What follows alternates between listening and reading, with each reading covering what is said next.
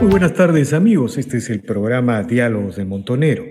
Bueno, eh, nosotros estamos siguiendo el desarrollo, los acontecimientos de la segunda vuelta electoral con una clara posición, con una clara línea editorial y tenemos que decir abiertamente, y lo venimos diciendo en todos los programas, que el señor Castillo representa una amenaza para la libertad, para la continuidad de las libertades políticas y económicas que hemos logrado en las últimas 2 décadas, en las últimas 3 décadas. De modo tal que nuestra posición editorial es clara y explícita. Pero por otro lado, tenemos el deber de hacer periodismo. Entonces, hay un acontecimiento que puede gatillar el curso de la campaña electoral en uno u otro sentido. La señora Keiko Fujimori, en sus últimas presentaciones, ha adquirido un tono más afirmativo. Por ejemplo, ha retado abiertamente al señor Pedro Castillo a debatir con él. Esto es muy importante porque la campaña no solamente es con razones, con programas, sino con imágenes, con contrastes personales, porque finalmente la gente elige a personas. Y el señor Castillo, ante este emplazamiento, porque es evidente que esto cala, pega en el electorado, ha aceptado el debate. E inmediatamente la señora Fujimori ha, ha hecho una contrapropuesta, digamos, aceptando todas las condiciones del señor Castillo para el debate, quien dijo que debería ser en Chota. La señora Fujimori ha sostenido que sea este domingo a las 8 de la noche y ella va a Chota. Estamos a la espera de la respuesta del señor Castillo. El día de hoy es jueves y tiene que haber una movilización ciudadana, una movilización mediática para que este debate se produzca. Bueno, para hablar de estos temas y otros, hemos convocado a la señora Patricia Juárez, congresista electa de Fuerza Popular, candidata a la segunda vicepresidencia de la República e integrante del comando de campaña de Fuerza Popular. Buenas tardes, señora Juárez, gracias por la conversación. Buenas tardes, Víctor Andrés. Muchas gracias por la invitación y bueno, encantada acá de estar contigo. No, gracias, el honor es para nosotros. Señora Juárez, ¿cómo va? Infórmenos, por favor, cómo va el asunto del debate. Es decir, ya ha habido un desafío, se ha aceptado el desafío, ha habido una contrapropuesta, el desafío. Me imagino que como ustedes son los más interesados, estarán tomando contacto con la parte de Perú Libre para que se produzca este debate este domingo a las 8 en Chota.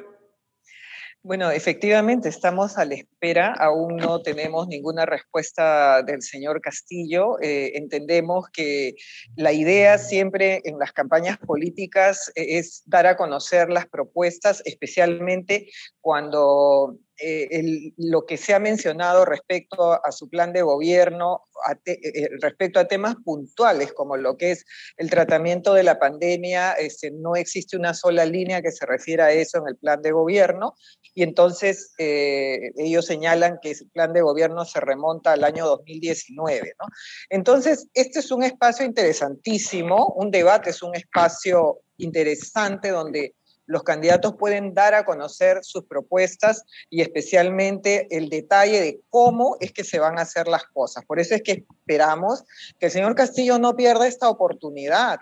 Esta oportunidad es un extraordinario momento donde él pueda dar a conocer en televisión nacional, transmitido de manera directa, todo aquello que en su plan de gobierno lo ha realizado el señor Cerrón y que entiendo que el señor Castillo debe haber leído y al menos tenerlo presente, pueda dar a conocer todas aquellas cosas que no están contempladas ahí, ¿no? Así que estamos a la espera, con mucha confianza, que su afán sea democrático, de dar a conocer cuáles son sus propuestas. A mí me parece que la campaña puede dar un giro inesperado porque, digamos, el señor Castillo ha aceptado el desafío, ¿no? Y, bueno, cualquier estratega electoral, cualquier analista político viendo a los dos candidatos, viendo las posiciones electorales, le aconsejaría al señor Castillo no ir a un debate, pero él ya lo aceptó. Entonces yo me imagino que esto Fuerza Popular lo va a convertir en un acontecimiento político, es decir, esto es para hacer política a cada instante, ¿no? Es decir, desde el momento en que el emisario de Fuerza Popular llama al representante de Perú Libre para organizar el debate este domingo, debería ser parte pues de una movilización de videos, no sé. Pero por otro lado, el Perú necesita que los candidatos debatan, porque una de las características del señor Castillo es que no era conocido. Lo estamos conociendo recién hace una semana. Ustedes van a hacer una campaña alrededor de este debate que faltan 3, 4 días para si se pudieran concretar. Sí, claro que sí. Nosotros estamos pidiendo al señor Castillo pues, que no se vaya a correr del debate como ha ocurrido con las últimas entrevistas, en donde hemos visto que de manera reiterada deja a los periodistas con la palabra en la boca y se va porque tiene que hacer otras cosas más importantes, ¿no? Eso es faltar el respeto a la prensa, pero también lo que traduce, al parecer, sería falta de argumentos o de respuestas precisas sobre los temas que se tiene, que son de interés nacional, que no es poca cosa ser un candidato a la presidencia de la República y no dar las explicaciones que merece el pueblo para optar por una decisión, para optar por un voto. Entonces, esto es lo que ha venido aconteciendo los últimos días y la prensa está también muy preocupada, las personas en general nos lo dicen, que realmente quieren escuchar al señor Castillo, porque en un momento su plan de gobierno señala una cosa, luego él ha manifestado que no va a haber ningún tipo de expropiaciones, que él va a respetar la inversión privada, pero sus candidatos al Congreso que también han sido callados y no hay otro vocero que no sea exclusivamente él, también dicen otra cosa, que van a cerrar el Congreso, que inmediatamente se va a convocar una asamblea constituyente y luego ya también el señor Castillo, que al parecer tiene un discurso diferente para la plaza y otro para la prensa, también ha señalado ayer que va a desaparecer la Defensoría del Pueblo, como también ha dicho las AFPs, como también ha señalado que el Congreso también sería desaparecido porque va a convocar a una asamblea constituyente, ¿no? Entonces hay un reiterado mensaje respecto a Sí. atentar contra las instituciones y contra las Ahora, libertades. usted ha señalado algo muy importante, es decir, los mensajes de Perú Libre, el señor Castillo, ya empiezan a ser absolutamente contradictorios y enfrentados, ¿no? El día de ayer, el señor Castillo ha salido a decir que no es comunista, que no es bolivariano, no es chavista. Bueno, ha utilizado su reunión con el señor Hernando de Soto para intentar, como se dice, limpiarse un poco de la imagen de comunista, pero por otro lado su plan de gobierno, Cerrón, lo que él mismo ha dicho, lo que dicen los congresistas, todo apunta a que incuestionablemente este es un proyecto bolivariano del comunismo ortodoxo. Por eso el debate, señora Juárez, lo es todo. Quizá pase a ser todo en esta campaña. Y el Jurado Nacional de Elecciones ha propuesto 4 debates, pero en realidad se van a hacer 2. Fuerza Popular evidentemente va a forzar hasta el límite y para pasar a otro tema, digamos, hasta el límite la posibilidad de que hayan varios y más de 2 o 3 o 4 debates, ¿no es así? Así es. Además, el debate de los candidatos es efectivamente una pieza central importante, pero también el debate de los equipos técnicos. Nosotros queremos saber quiénes son los que conforman el equipo técnico del señor Castillo. Hasta el momento solamente hemos visto que el ideólogo es el señor Cerrón. Pero lo que no sabemos es quiénes están detrás, por ejemplo, de su plan económico, quiénes están detrás de su plan en materia de salud, y porque finalmente el candidato es la figura principal, pero tiene que tener el respaldo de un equipo técnico y tiene que tener el respaldo de unas propuestas que de manera responsable se han tenido que haber trabajado, como lo ha hecho Fuerza Popular, durante varios meses de anticipación con la competencia de especialistas en las materias. Entonces, hasta ahora no hemos visto nada de eso.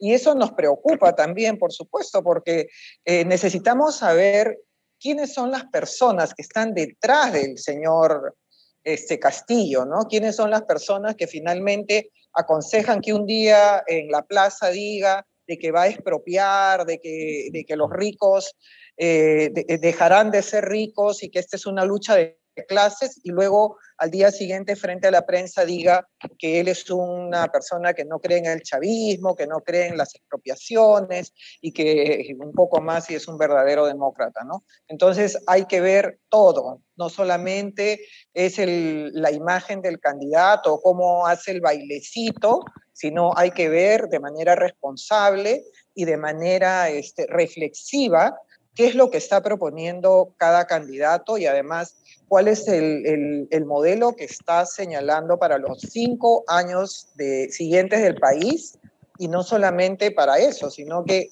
metas ya digamos a largo plazo el modelo que debe continuar para el país. ¿Qué reacción ha producido el gesto del señor Hernando de Soto? Muy curioso, muy extraño, ¿no? De reunirse con el señor Castillo y poner en interrogantes el contenido comunista, chavista, colectivista, nacionalista de- del programa de Castillo, o si no ponerlo en interrogantes, al menos establecer la posibilidad de que el señor Castillo pueda cambiar, pueda girar hacia una posición más democrática.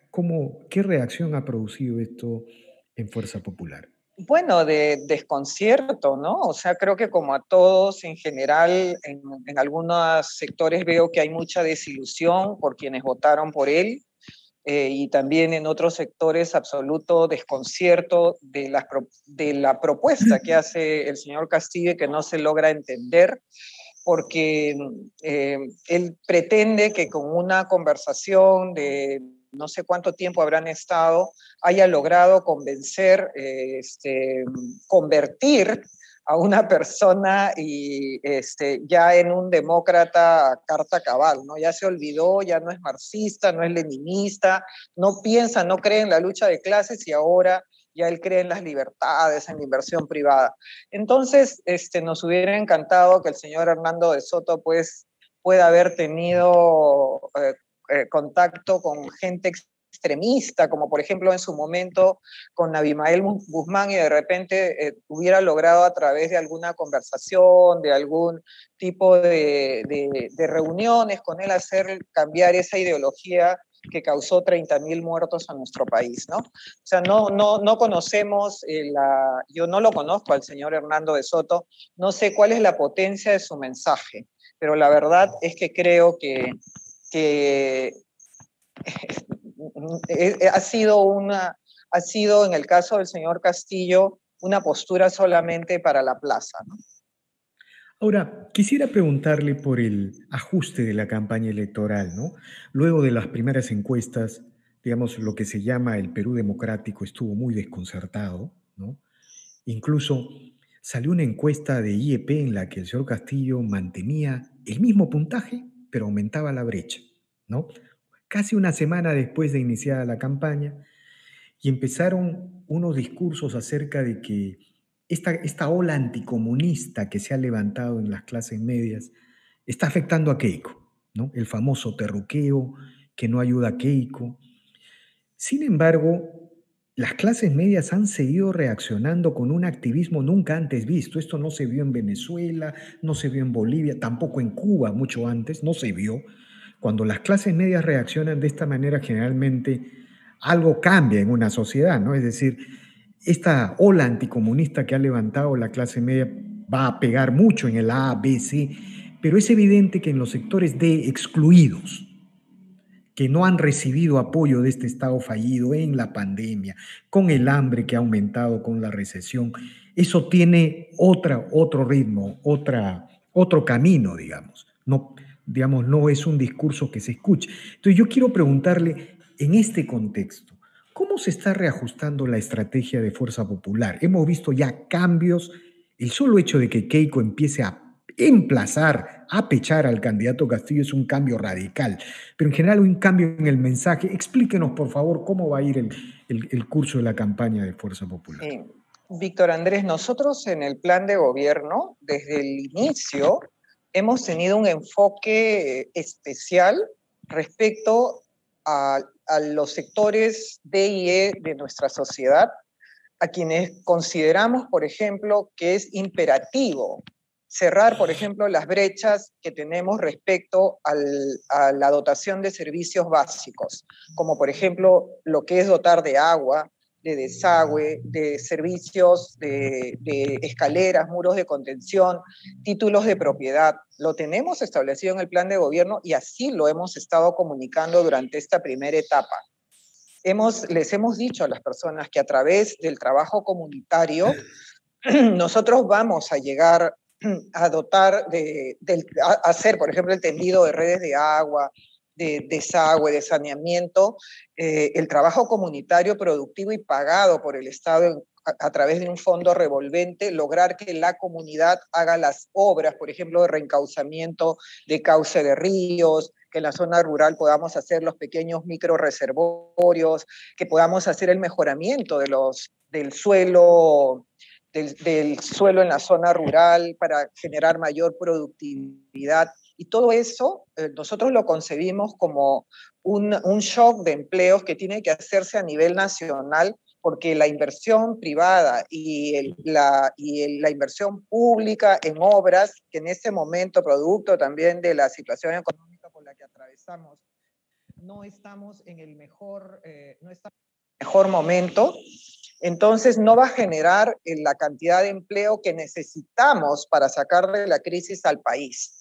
Todo eso, todo ese plan, nosotros lo hemos estado dando a conocer en todas nuestras presentaciones, pero creo yo que de repente se ha diluido, porque obviamente éramos 20 partidos en contienda, pero nuestra mirada ha estado siempre hacia las personas que en este momento tienen, precisamente porque el fujimorismo es un partido que siempre se ha identificado con las clases menos favorecidas. Entonces, ahora, en esta segunda etapa, nosotros estamos dando a conocer no solamente esas propuestas que tenemos en el plan de gobierno, por ejemplo, el acceso también a vivienda segura y con eso frenar las invasiones que sabemos que son producto de la necesidad de mucha gente. Nosotros estamos planteando frente a eso, y también está diseñado en el plan de gobierno, la posibilidad de hacer grandes unidades de vivienda, y sobre todo lo que tenemos que propiciar es el acceso al crédito. Como tenemos un país con tanta informalidad, las personas no pueden en manera alguna demostrar ante las entidades financieras que que son buenos pagadores. Entonces, eso es, que son sujetos de crédito, ¿no? Más que buenos pagadores. Entonces, eso es lo que nosotros tenemos planificado, por ejemplo, una reforma tributaria para que la SUNAT no sea el ente persecutor de los emprendedores.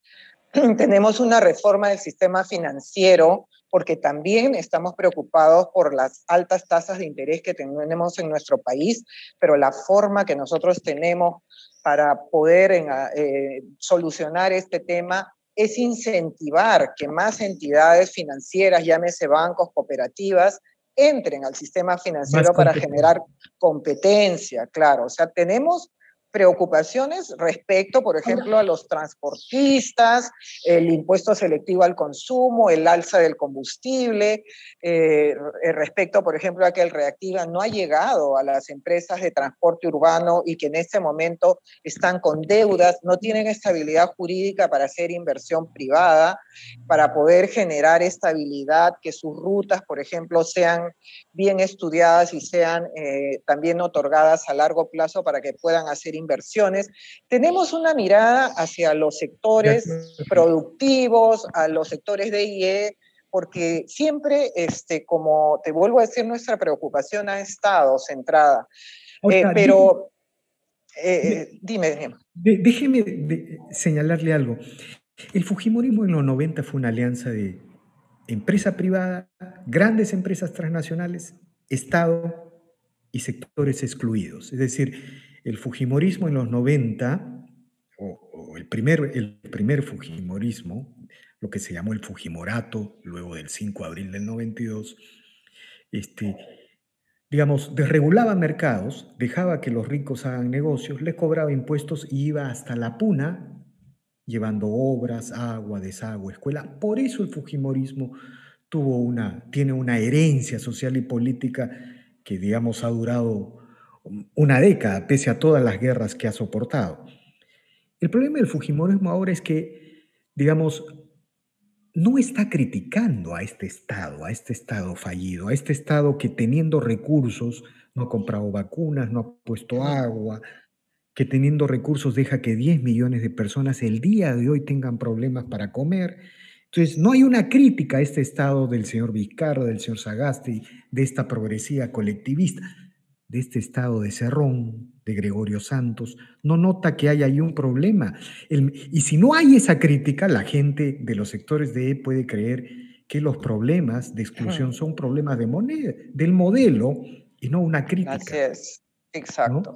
totalmente de acuerdo. Efectivamente, nosotros se nos ha percibido como que somos unos defensores del modelo a ciegas, sin ninguna crítica. Y obviamente también ese es digamos, un tema que lo estamos introduciendo a la campaña, porque efectivamente nosotros hemos tomado la voz de las personas que han votado con su voto de protesta a favor del señor Castillo, porque obviamente no les ha llegado, no han tenido, no han sentido el acompañamiento del Estado en materia de salud, y la pandemia nos ha dejado así de manera visible los graves problemas estructurales que tenemos en materia de salud, en materia de educación para sus hijos, en donde han visto que la educación pública cada día ha sido peor, en donde desde el año pasado y este año los niños no pueden asistir a las escuelas ni tener acceso a educación porque no tienen las herramientas para hacerlo y no tienen internet en sus casas y no tienen siquiera un celular para lograr llegar de repente subiendo a la parte más alta de un cerro a tener algo de señal.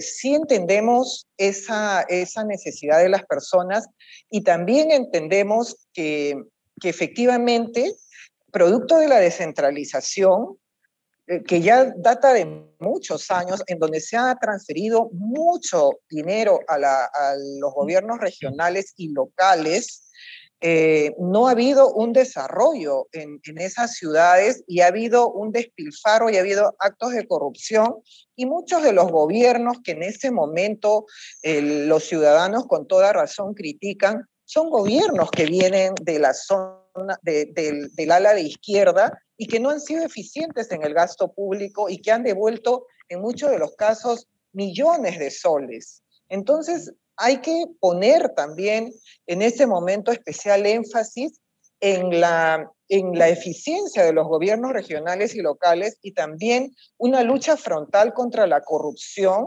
de esos sectores. Entonces, en este momento, nuestro mensaje es: el Estado ha sido fallido estos últimos años. El Estado también, obviamente, se ha rodeado, en vez de generar, digamos, que el Estado tenga ligereza para actuar, a medida que han pasado los años se han dado normas que también lo que han hecho es lograr que el Estado tenga más trabas para poder generar más inversión. Entonces nosotros mismos nos hemos puesto una camisa de fuerza para no generar rápidamente inversión con varias leyes que hay que revisar también. Y efectivamente también la corrupción en gobiernos regionales, en gobiernos locales y en el propio gobierno nacional también está generando esa voz de protesta del ciudadano y tenemos nosotros que levantar la voz frente a eso. Y entonces lo que se está haciendo en esta segunda parte de la campaña es decirle al ciudadano, o sea, yo te acompaño, yo reconozco tu voz de protesta y yo también estoy en contra de ese Estado fallido. Yo quiero ser un Estado eficiente, un Estado cercano a ti, un Estado que te dé aquello a lo que tú tienes derecho por ser peruano y especialmente que te dé las oportunidades que te han sido negadas todo este tiempo. Queremos Señora, nosotros ser parte del gran cambio, pero el cambio hacia adelante, no el cambio hacia atrás que va a arrasar con todo aquello que signifique nuestra precaria democracia y que tanto nos ha costado ganar. de Queremos acuerdo, ir hacia adelante y señora repartir Julie, de riqueza, no distribuir acuerdo, pobreza. está claro el mensaje. Yo quiero preguntarle algo. En este momento de la campaña, digamos, ¿hay optimismo? Porque hace una semana digamos, las clases medias peruanas, el Perú democrático, había un desconcierto general, ¿no? Porque lo que se creía, digamos, luego del resultado electoral es que iba a haber un trasvase automático de las adhesiones de Rafael López Aliaga, del señor Hernando de Soto, pero eso no se produjo, parece que el antivoto era muy fuerte. Pero luego de esta semana de campaña, de esta impresionante movilización de las clases medias, esto va a tener que ser estudiado por la sociología, Sí. porque este, ¿cómo está la situación? ¿Hay más optimismo? ¿Hay, digamos, sienten que las distancias se acortan? Seguramente las encuestas irán revelando las nuevas realidades. ¿Cuál es la percepción? Sí, hemos, por supuesto, desde la primera etapa de la campaña, en primera vuelta, hemos considerado que sí había un antivoto muy fuerte en contra de Keiko, producto de todo lo que ha pasado durante todo este tiempo. Y obviamente ella durante la primera parte de la campaña ha salido a pedir disculpas por lo que ha pasado, ha salido a explicar muchas cosas que también se le adjudicaban. Hemos salido todos a explicar la situación legal, porque mucho del antivoto está en que mucha gente piensa que es una procesada, que le esperan 30 años, que va a ser condenada y que se escuda en la inmunidad de la presidencia de la República para no responder a la justicia. Entonces hemos salido y todo el tiempo estamos explicando cuál es la razón de la investigación, producto de por qué se produce la investigación, son aportes de campaña, hemos explicado la situación legal, hemos explicado que ella como una verdadera demócrata no va a correrse a ninguna investigación y que está convencida porque este tema realmente ha sido una politización de la justicia, el Pero, exhibirla a ella 3 veces con su chaleco de detenida realmente ha tenido un impacto negativo en las personas, ¿no? En el Perú. pero sienten Entonces, que están, digamos, ¿hay optimismo con respecto a este sí, antivoto? sí, ¿Sienten que Víctor están cambiando? Andrés, sí, claro. En la primera parte de la campaña, por ejemplo, en un solo mes, de la misma encuestadora de una a otra, había un 18% menos de antivoto. Entonces ahora estamos también en esta etapa en donde estamos dando a conocer el perfil de Keiko, los compromisos que está asumiendo, por ejemplo, los compromisos que ha asumido con el señor Vargas Llosa cuando ha tenido esa conversación en el sentido de respetar absolutamente las instituciones, de que no hay interferencia, de que no hayan despidos, como la gente piensa, ¿no? Que ocurrió, o sea, la gente piensa que Keiko va a cerrar el Congreso, entonces son años, por supuesto, de desinformación, también tenemos que reconocer que han habido Sí, algunas situaciones que han bueno, contribuido a eso. han Claro, por habido supuesto, no podemos la tapar el sol guerra, con un dedo, ¿no? la guerra entre, Entonces, la guerra entre fujimoristas y pecausas el 2016 para acá, digamos, fue grave, ¿no? Digamos, no solamente construyó el antivoto, fue, digamos, de alguna manera la base del antivoto, pero, y también comparto esa apreciación de que se está avanzando mucho en el antivoto en estos días, sobre todo por, bueno, hay una estrategia de fuerza popular, pero a mí me impresiona lo que están haciendo las clases medias peruanas, sí, se sí, lo sí, digo y con una apreciación yo personal. te quería comentar porque por eso nos genera mucho optimismo, mucho entusiasmo y mucha esperanza que tantas organizaciones sociales, No, las es señoras de los impresionante. vasos de leche, comedores populares, los canillitas, los transportistas, los emprendedores, las personas todos se acercan, los sindicatos, las personas de la calle que te detienen y te dicen, por favor, tenemos que No, no, seguir con el hay, crecimiento de nuestro país, tienen que hacer todo lo necesario. Entonces, frente a eso, nosotros les decimos, nosotros solos no podemos, nosotros solos y como fuerza popular no vamos a poder si ustedes, los ahora, peruanos de buena voluntad, no nos ayudan. de acuerdo. Ahora, finalmente quiero hacerle una pregunta, ¿no? Hay una tercera vuelta, si es que ustedes ganan la segunda vuelta, ¿no?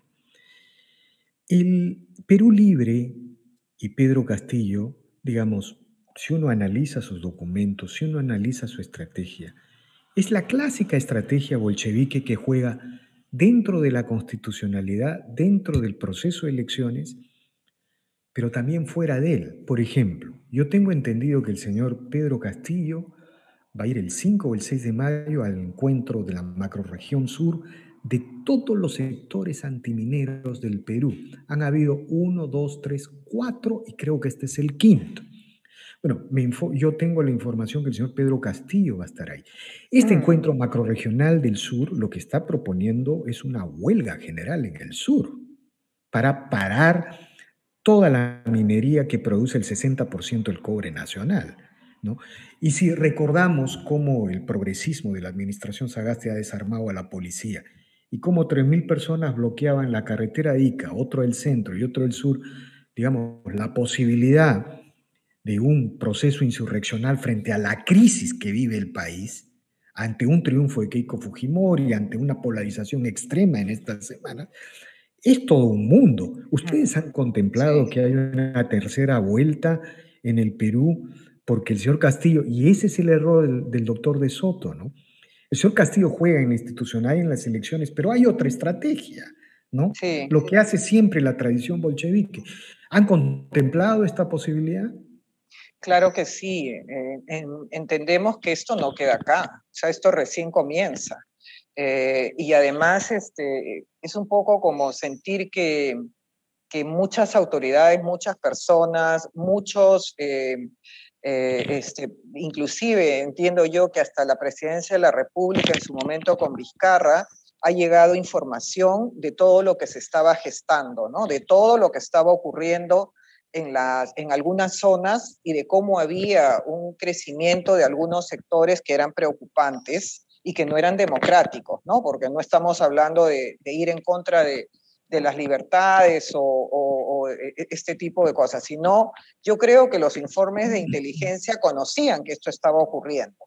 Entonces, esto no ha surgido de la noche a la mañana, es toda una organización y sabemos que luego después del 28 de julio, todo esto se va a activar, si es que no es antes, por supuesto, ¿no? Durante la campaña, pero sabemos que todo esto se va a activar y entonces es bueno que todos los peruanos estemos enterados de todo esto que viene ocurriendo y de todo lo que puede ocurrir y también hacer este trabajo de inteligencia, este trabajo coordinado para ver dónde hay esa infiltración y cómo se pueden también mediatizar algunas cosas. Pero sí sabemos de que, por ejemplo, las explosiones sociales que se han dado en los últimos tiempos tienen pues un contenido que viene de esa zona, ¿no? De esos lugares, de esa ideología, de ese pensamiento. Entonces, sabemos de que tenemos que enfrentarnos a eso, pero que tenemos que combatirlo con la información a la sociedad, que la prensa también esté enterada de lo que está ocurriendo y de que entre todos podamos también enfrentar esta situación que yo también estimo que no va a ser fácil. Muy bien, señora Patricia Juárez, infinitamente agradecido por este revelador diálogo. Bueno, suerte en la campaña. Muchas gracias. Nosotros editorialmente estamos contra la amenaza comunista en el país y le deseamos lo mejor y le deseamos lo mejor para el Perú también. Muchas gracias, Muy ¿no? amable. Gracias por la entrevista. Muy bien. Bien, amigos, esta ha sido una nueva edición de Diálogos del Montonero. Regresamos en la siguiente edición.